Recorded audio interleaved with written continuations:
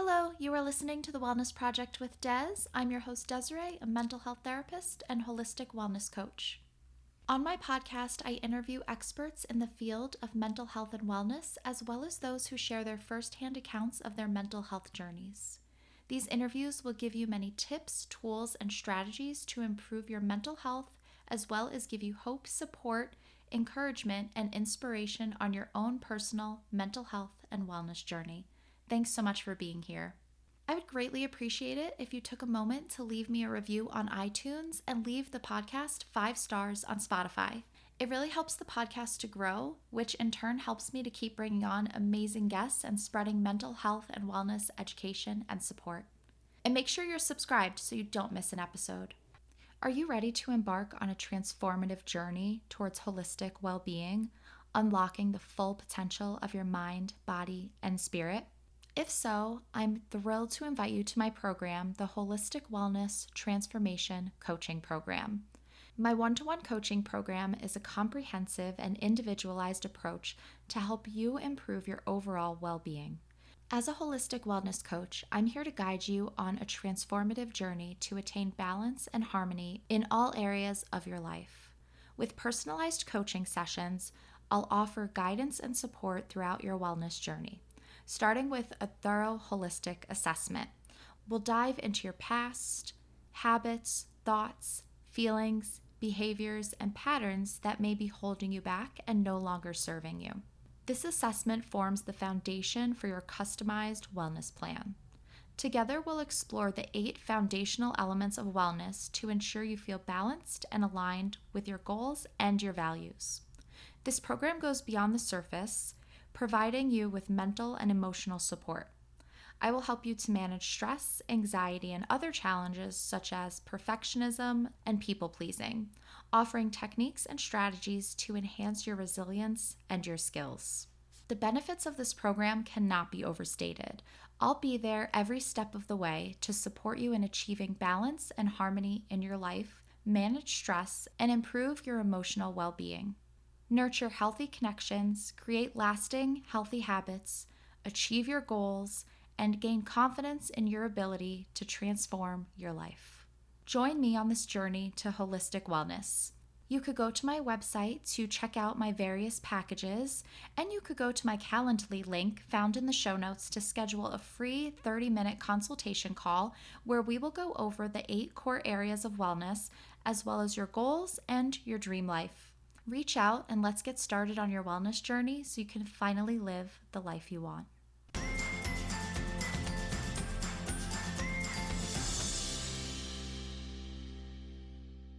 Hello there, you are listening to episode number 143, and on today's episode, I am speaking with Elena Simonsen.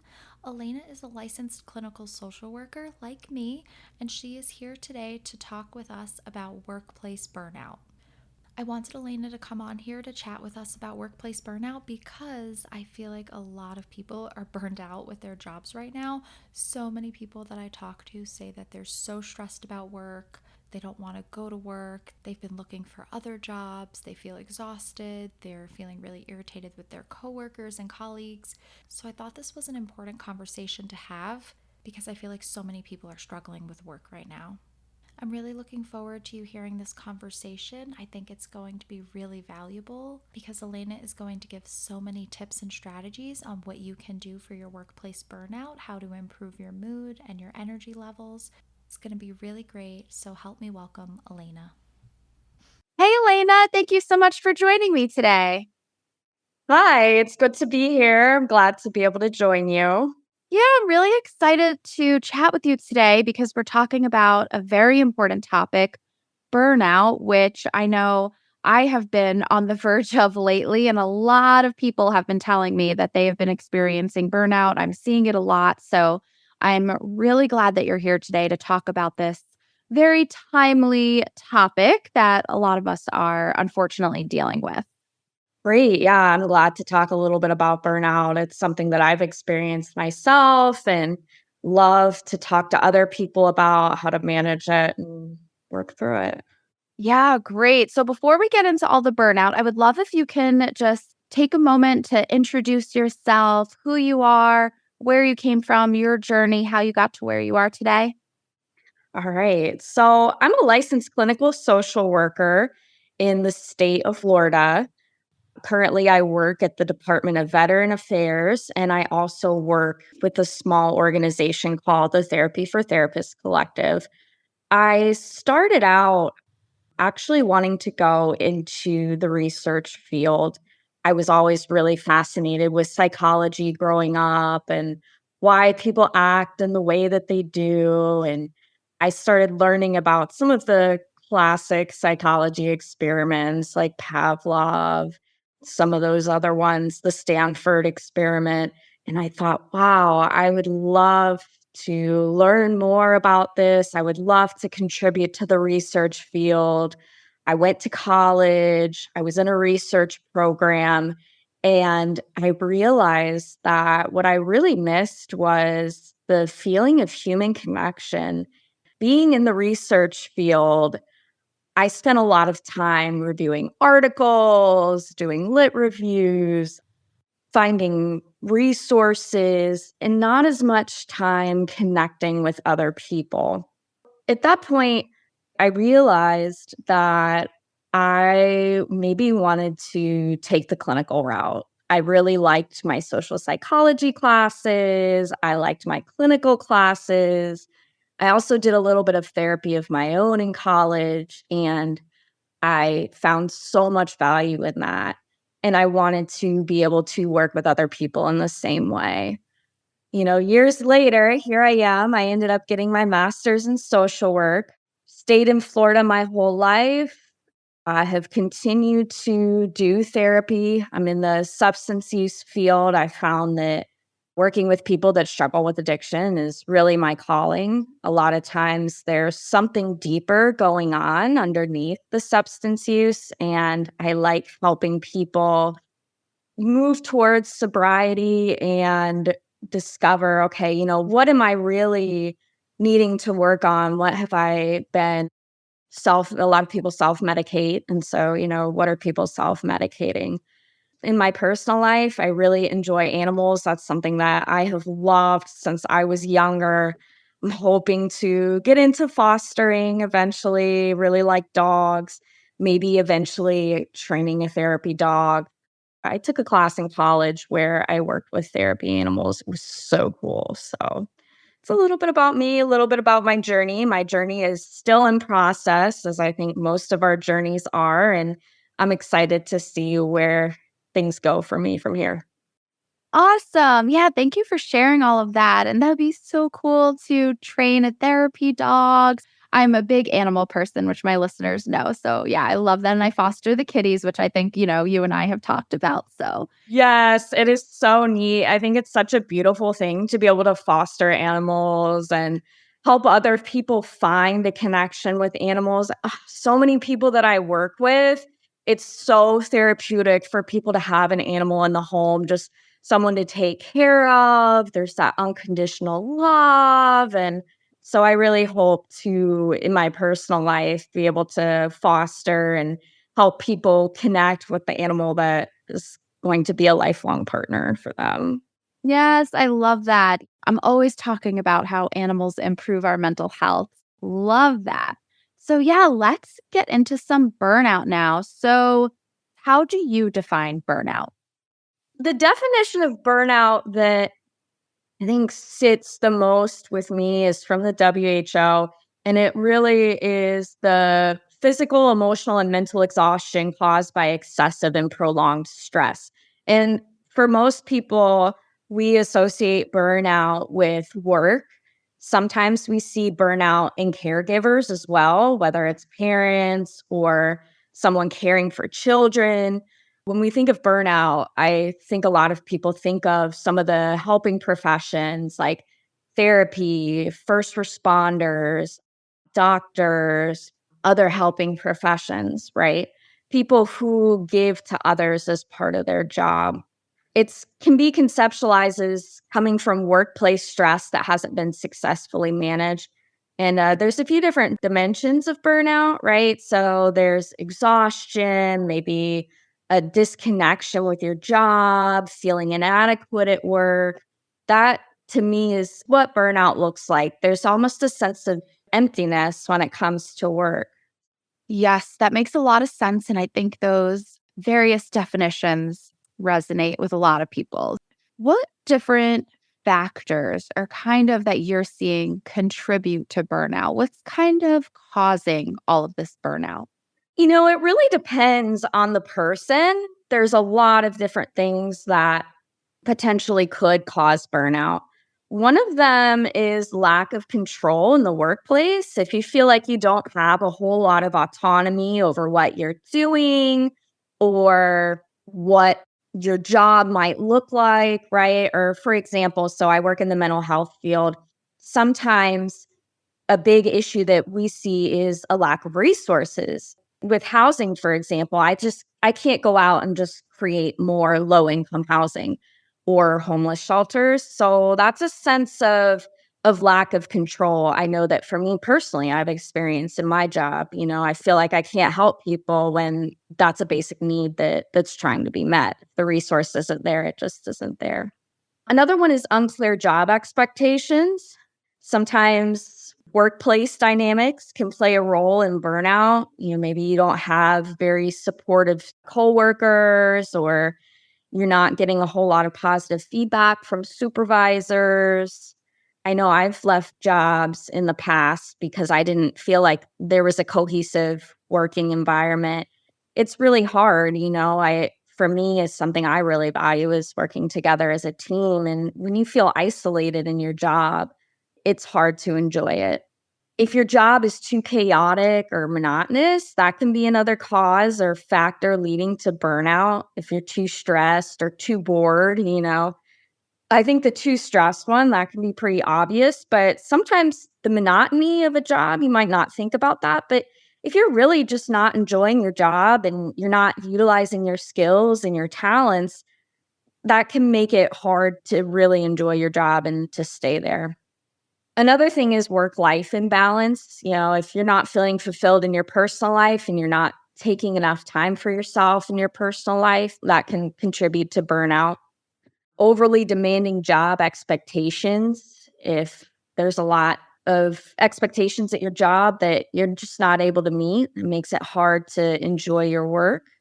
Not having the time to socialize or relax, not having close supportive relationships. And I'll spend more time talking about this as we continue to talk about burnout. But those close and supportive relationships, both within your field and also in your personal life, are so important. I think that connection is one of the key factors in our health and well-being that we don't always talk about, right? We talk about how important it is to get good sleep, to exercise, to eat healthy, and to go to therapy or do other things to, right, take care of our emotional health, relax. But we don't always talk about how important it is to have those supportive, genuine connections with others. So if we don't have those, it can lead us to burnout at our job because we don't have the supports that we need outside of work and within work.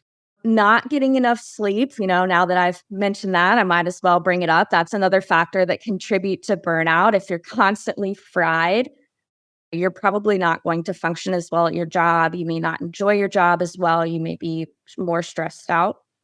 If you have perfectionistic tendencies, having a hard time being satisfied with your work, feeling like the work that you do is never good enough, that can contribute to burnout.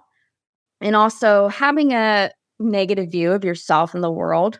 The last factor that contributes to burnout that I want to talk about is vicarious trauma. It's something that a lot of people in, again, the helping professions experience. It is a result of multiple exposures to survivors of trauma and violence. For example, EMS, they run into a lot of people in their line of work that are experiencing trauma. They see other people experiencing trauma. That can lead to that vicarious trauma, right? Where you're seeing somebody else experience it. In the mental health field, a lot of times we experience this when we listen to our clients talking about the details of their trauma, or even just reviewing case files, right? Or clients' notes. people have gone through some really difficult things. We come across in the mental health field in particular, some really sad, deep stories. And as human beings that are empathetic, that is going to have an effect on us. And sometimes if we're not addressing it and we don't have the supports that we need in place, that can take a toll and that can lead to burnout as well. Oh, great. Thank you so much for sharing all of that. So important for people to know. We now know the definition of burnout, the factors that impact burnout, increase some burnout, but what are the effects of burnout, either mentally, emotionally, physically? What kind of effects should we be looking out for? Yeah, I think that's a really good question, right? And when we talk about, as we go into talking about treating burnout too, one of the most helpful things that we can do is to be aware of the signs and the symptoms of burnout so that we can address it before it becomes extremely problematic. So, in terms of physical symptoms, people may experience headaches, stomach aches, or GI issues, right? Fatigue, I think that's a big one. Maybe some brain fog, not being able to think clearly, frequent illness, and changes in appetite and sleep. I know for me, a few times when I've experienced burnout at my job, I either barely sleep at all or I will sleep for like 12 to 14 hours. It's kind of like wild. But it's really looking out for some of those changes, or if you already experienced these things, a worsening of symptoms, right? Because we really do hold stress in our bodies. So when we can pay attention to some of those physical symptoms that we experience, it can clue us into what is going on with us emotionally. In terms of some of those emotional signs, you may experience feelings of helplessness, cynicism, both towards your job or towards other people. You may experience a sense of failure or of self doubt, maybe experiencing some decreased satisfaction with self, with your work, feeling detached or alone in the world, feeling isolated in your work, and a loss of motivation. And then finally, some of the behavioral signs are reduced performance at work, maybe feeling like it takes a lot more effort to do things that you usually do with ease, withdrawing or isolating from others, procrastinating on tasks. I know for me as a therapist, when I'm feeling burnt out, a good way to start to notice that is, am I putting off my documentation, right? I know when I am slacking on getting my notes done, I'm either really tired or I'm starting to burn out. Having outbursts, right? I think sometimes with burnout, there are feelings of anger, right? There may be, especially if there's a feeling of lack of control, there may be feelings of injustice. So sometimes just wanting to express that, to be a little bit angry. So there may be outbursts, arguments with loved ones outside of work or with colleagues. It may show up in multiple areas of your life. And also using substances to cope, right? So drinking more, using drugs or other substances in order to try to cope with those feelings of burnout rather than looking at the emotional impact or what you're feeling. Wow. So burnout impacts pretty much every aspect of your life. If you're burned out from work, it's affecting your personal life, your relationship. So this is really important for people to know because it becomes so insidious. It affects you physically, mentally, emotionally, relationships, every aspect. That's really tough. So if somebody is experiencing burnout or they're suspecting that they're getting on the verge of burnout, what can people do to either prevent burnout or address existing burnout? What are some helpful things that people can implement or do? Like I mentioned before, I think the number one thing is, first of all, to be aware of the signs of burnout, right? Because it can be very insidious and you may not realize that you're experiencing burnout. So being aware of some of those signs of and symptoms of burnout so that you have the awareness to know what's going on. The other big thing is turning to others for support, right?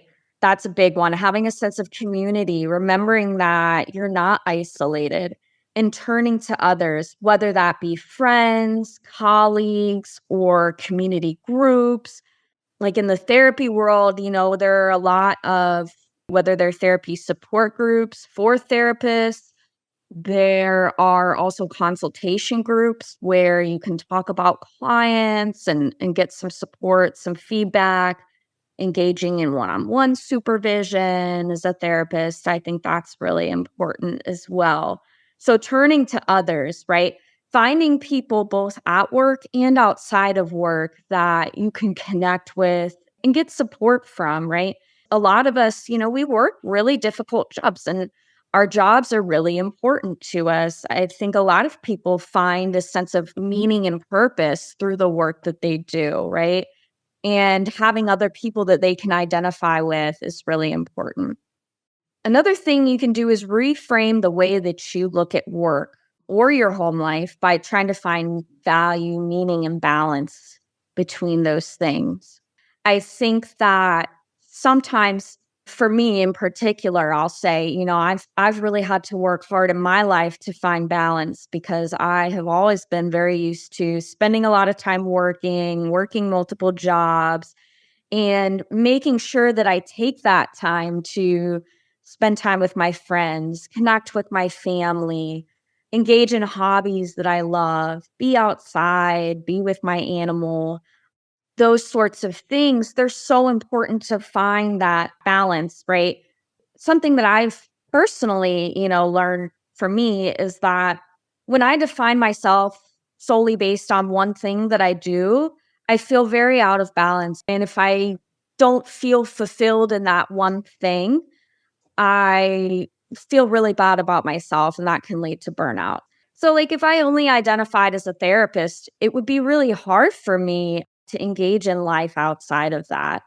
That's why for me, I also have to reframe the way I think about myself, right? As a whole person, as a whole human being, not just as what I do, but as who I am as a person.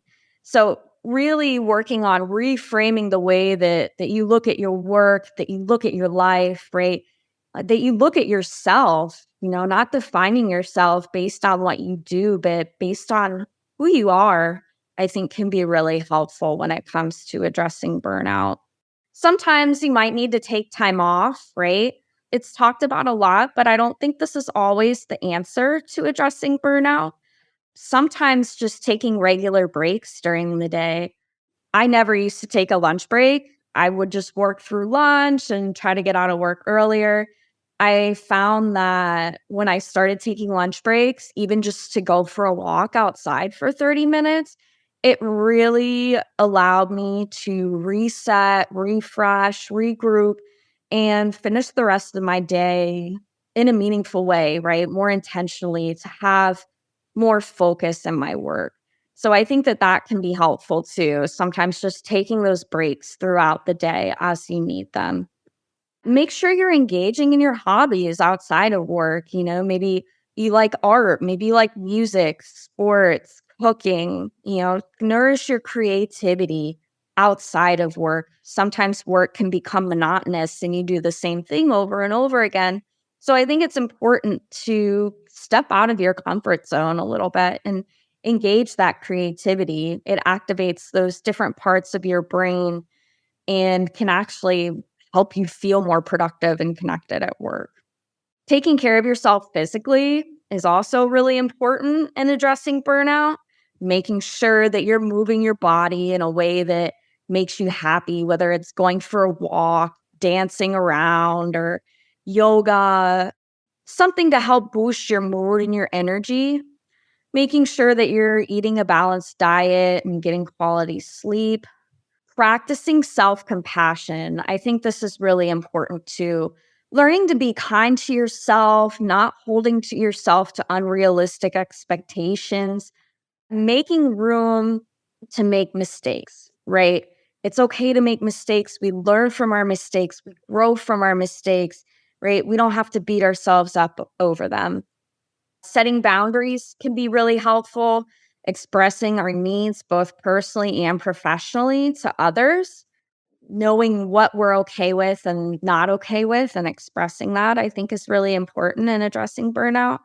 And therapy can be helpful as well. I'm always an advocate of therapy to work through managing some of those symptoms of burnout. So many great actionable tips in there. So I really like that because I think a lot of people, especially when it comes to burnout within the workplace, with their jobs, a lot of people think that the only solution is to leave, is to find another job. It's hard to find another job. That's not always an immediate solution, right? And sometimes the answer is to find another job. Sometimes there's not going to be resolution at your job. Nothing you will do is going to take away that stress and burnout that's impacting you from your workplace. So sometimes that is the answer, but a lot of times it's not. So I really like a lot of these tips that you gave that people can easily implement throughout their days and their everyday life. I agree. I always recommend therapy. And one thing I know that a lot of jobs offer too is EAP. So that's free therapy through your job and free resources. Not every job offers that, but a lot of jobs do. So definitely check out your options for EAP, employee assistance programs. Yes, 100%. EAP programs can be great. And I agree with you too. Sometimes leaving your job is the best option, but maybe you can't leave your job right away. Or maybe really the answer isn't to leave your job. So sometimes when you are able to manage the burnout, it can help give you the clarity to know, okay, is this something I really want to stay with? Or is the answer that I need to leave? Yes, absolutely. So it sounds like that you do think that it's possible to recover from burnout, even if you do stay within that same job that's causing the burnout. 100%. Yeah. I think that it's possible, maybe you need to switch positions at the job. For me personally, I've had to really look at that. Am I burnt out by my job, or am I burnt out because there's something going on in my personal life that I'm not managing, or I need to reframe the way that I look at my job. And being able to distinguish between the two has been really helpful for me. I think that when we are well in all spheres of our life, it's easier to determine that. If you notice that you're jumping from job to job to job, because maybe you think that that's the answer, right? Then there might be some deeper work that you need to do, and take a look at other areas of your life and how you approach your work. And, is it really the job? Because, sometimes it is, right? Sometimes you work for multiple companies that just aren't a great fit. But sometimes there's work that we need to do in our own personal lives, and learning to cope differently and to manage our emotions differently really can make a difference. I do think it's possible to recover from burnout without leaving your job. I think that's so encouraging and will give a lot of people hope. So thank you for that. Do you have any sort of words of wisdom, words of advice for people that are struggling with burnout right now? Yeah. So the main thing is there's hope, right? You can recover from burnout. Feelings are temporary. I like to tell people this in my work. Feelings are messengers, right? They're just trying to tell us something. Maybe we need to make a change. Maybe we need to be kinder to ourselves. Maybe we need to just sit and be for a little bit. Maybe we need to take action, right? But those feelings that we may be having related to burnout are temporary, and things can and will get better, right? We just have to learn how to make some of those changes. I also tell people, don't be afraid to ask for help. I think that's something really common in burnout, is to feel isolated and alone. And, sometimes people might feel weak when they're experiencing burnout. Just know that you're not alone in this. It's okay to feel burnt out, and it's okay to ask for help, because help is available, right? There's employee assistance programs. There are therapists that specialize in working with people who struggle with burnout. There may be somebody, maybe you have a mentor or a colleague at your job who really wants to be there for you and who you can go to, right? So there's help is available. And the other thing I would tell people is don't be afraid to change jobs if you're able to, and if that's the best option for you, right? Sometimes it can feel easier to just stay in a job that even if you really aren't enjoying it, you know the job, you know how things work there, you know the people. Maybe the burnout is a sign that it's time for you to grow and to make a change. And so don't be afraid to change jobs if this is an option for you. I love all of that. I fully agree. Elena, this has been so amazing. It's been so helpful. I really appreciate you coming on because, like we've been talking about, it's very common. This is something that a lot of people struggle with. So I really appreciate all of these actionable tips and all this advice and everything. It's so helpful. Can you share where everyone can find you?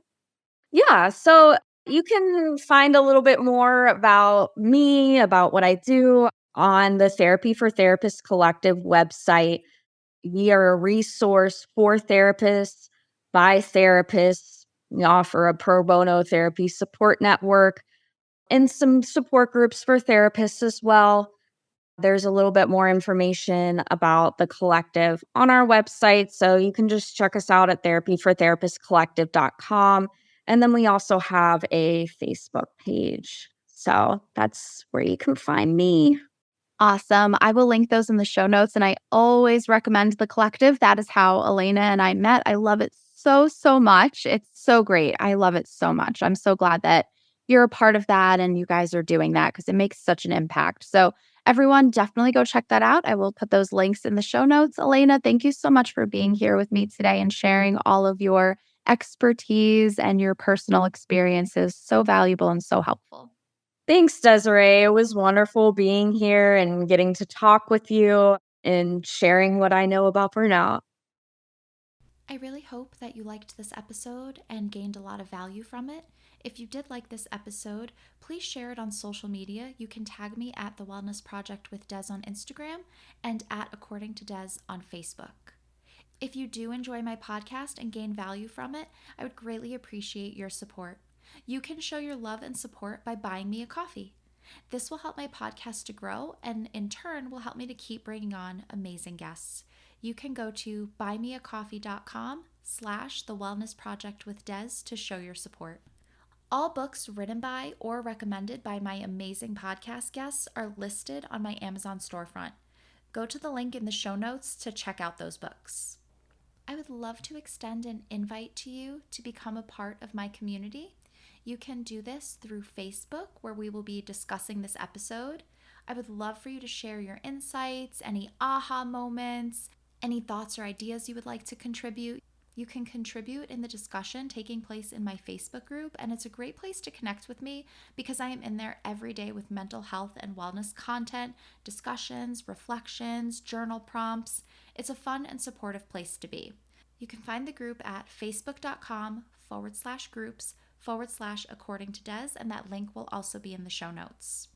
You can also check out more of what I'm doing on my website, accordingtodes.com. You'll find a lot of wellness blogs, written interviews, detailed podcast show notes, and my shop, where you will be able to find workshops, my self-care course, digital downloads, ebooks. There's a lot going on my website, so make sure you check that out at accordingtodes.com. And while you're there, join my email list to stay in the know about what I have going on and available for you. When you sign up, you will get your free ebook, The 5 Stress Reduction Techniques to help you feel more relaxed. Thank you so much for being here. I will talk to you next week. So until then, I hope you have a calm and peaceful week.